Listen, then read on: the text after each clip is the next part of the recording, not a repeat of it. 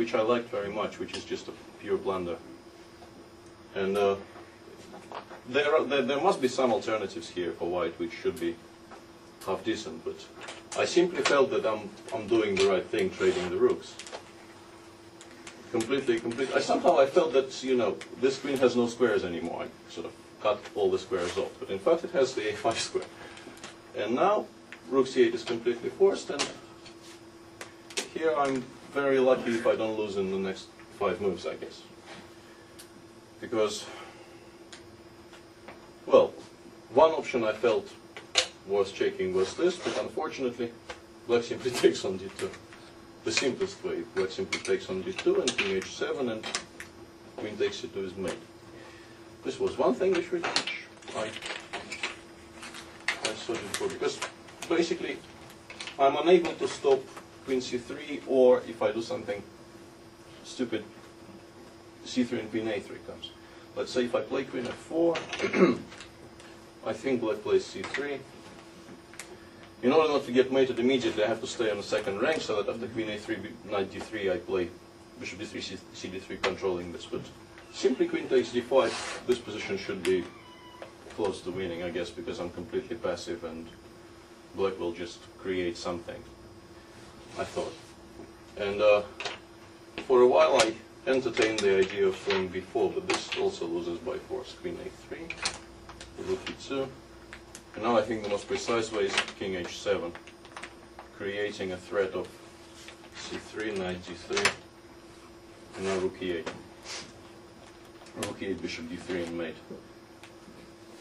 So, at this point I was basically just looking for something to continue the game, and rook e2 seemed the only way to do it. Takes, queen c3. Now, queen e5, black just takes on e5 and takes on c2 with a rook, and I lose a knight, so queen g3, bishop c2, king h2. Okay, you tell me how black wins. I wasn't even looking for a win. I just thought, okay, let him do something and I'll see what happens, because I was too disgusted with my previous play. Queen b4. Queen 4 and queen c5 both win. Yeah, okay. Some quiet move like this, or now that I started thinking maybe queen a5 check, king b2, bishop d1 looks rather fetching. No? Possibly. No, here maybe I have queen e1. Here maybe I have queen e1. But all in all, I felt I will be lucky to last another 5 moves somehow. At this point, I harbored absolutely no illusions about my position. Even the endgame after queen g3, h g3, and something like bishop f5 is very close to lost, I think, because I have to play king b2 and now something like rook d8, rook d2, push it forward, d6, play something like f6 or f5, I don't know, and start coming. How am I going to save this endgame? For the life of me, I don't know. But then again, I mean, at this point I felt this is not my problem. I will just see what he does and we'll continue from there. Bishop b1 is also a legal opportunity, obviously, but already here I felt the best he has is rook c2 check and then collect d5. The rook is on c8. Yeah, exactly. This queen endgame I felt is, because I thought b4 queen takes d5. I thought because my king is rather near the a6 pawn, black will have significant technical difficulties. And I even thought, I'm not sure the tempos are right, but I thought maybe I can even play something like queen f3, sort of asking the question. Maybe the pawn ending is won. I didn't really check it in any kind of detail, but I thought, okay, with the pawn on a6 and the king on g8, I will at least fight here.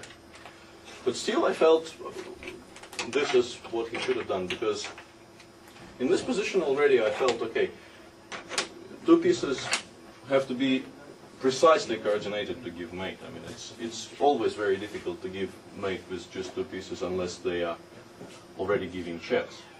And after rook c5, frankly, I was becoming mystified by the second, because already this position I felt is unclear. There are no more checks. The rook is strangely placed on c5. The king is moved away from the d-pawn. Honestly, I couldn't figure out what's going on. I thought maybe he wants to go into the queen ending now and take on g2, but obviously with the pressure on d6, only white can play for a win. And after f5, queen z2, the turnaround is almost complete, because now there are no checks whatsoever. I'm behind the passer. I thought, okay, maybe something like queen f1 can hold, possibly. But already we are talking about black holding or not holding. His initial idea, I believe, was to play king g6, and maybe this was stronger than what he played. But in the end, he decided not to risk keeping the queens on and took first. And here, once again, I'm not sure my decision is correct, but I didn't want to check.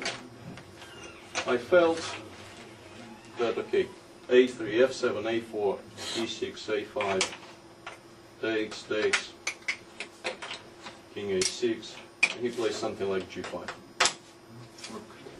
Yeah. Actually, he plays g5 early. He plays g5 at the first opportunity. Oh, hang on a second. Maybe this is how I was winning. The easiest way, but I'm not so sure. I was worried that, you know, because, for instance, maybe I could have gotten this position. Yeah? Start with h4 at some point. But okay, now I have to calculate g5, a5, f4, king a6, f3, and God knows who comes first. I didn't want to. Basically, I thought, okay, the rook endgame. The rook endgame I'm guessing after b4 is. This was a hard game, I guess. The rook endgame I'm getting after b4 is extremely pleasant, and